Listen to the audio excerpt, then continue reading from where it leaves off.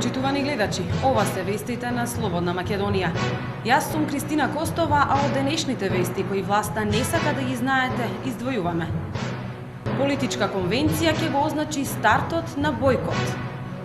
Опозиција померка на власта. Бојкотот е за доброто на државата. УЧК начело на АРМ. Бугарскиот премиер си даде оставка како морален чин на одговорност. Студ во Битолската болница.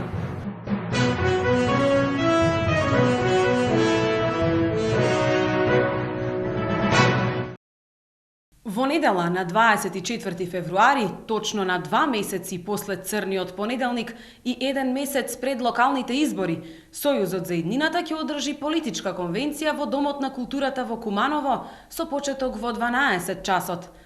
На овој собир, раководствата на партиите од Сојузот за иднината пред целата јавност ќе ги реафирмираат основните политички принципи и ставови кои ќе ги застапува во наредниот период.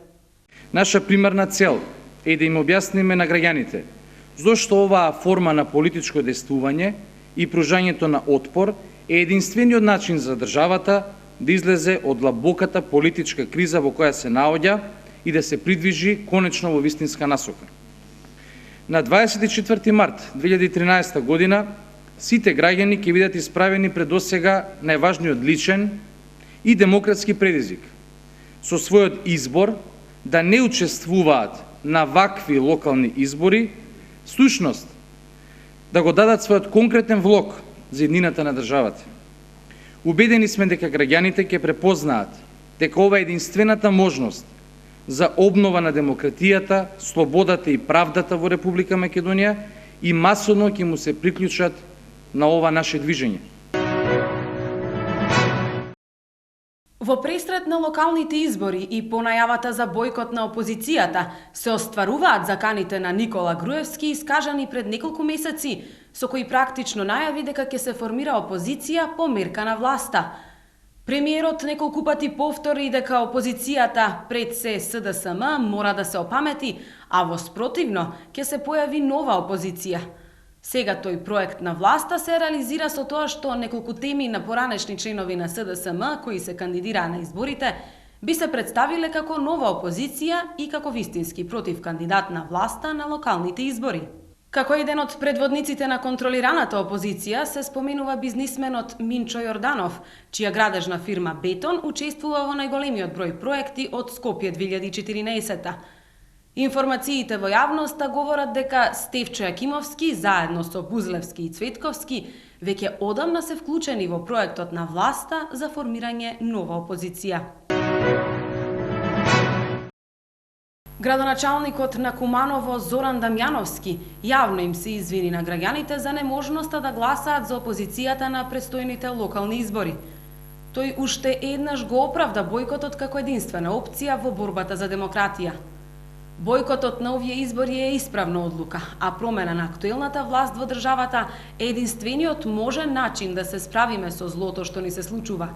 Ги браниме интересите на државата, а не на поединецот, и времето ќе покаже кој е во право, вели Дамјановски.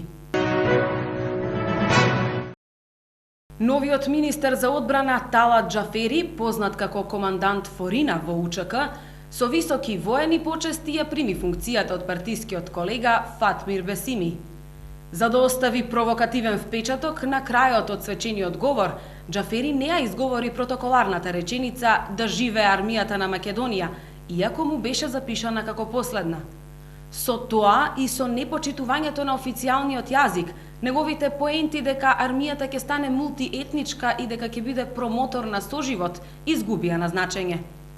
Најконтраверзна, најосудувана и најкоментирана слика и насловна слика на социјалните мрежи беше онаа на фан страницата на Дуи на Фејсбук, каде е прикажан Талат Џафери за време на инаугурацијата, а под сликата испишано УЧК начело со АРМ на албански јазик. После само една недела протести против покачувањето на цената на струјата, бугарскиот премиер Бојко Борисов поднесе оставка како морален чин. Нема да учествувам во влада чија полиција го тепа народот. Народот ни даде власт, сега му ја враќаме. рече премиерот Бојко Борисов во најавата на својата оставка. Во Македонија пак протестите против покачувањето на струјата на Аман траеја повеќе од 2 месеци, а власта ја одби нивната петиција за намалување на струјата. Полицијата во Македонија применува насилство врз пратеници, новинари, врз сопствениот народ.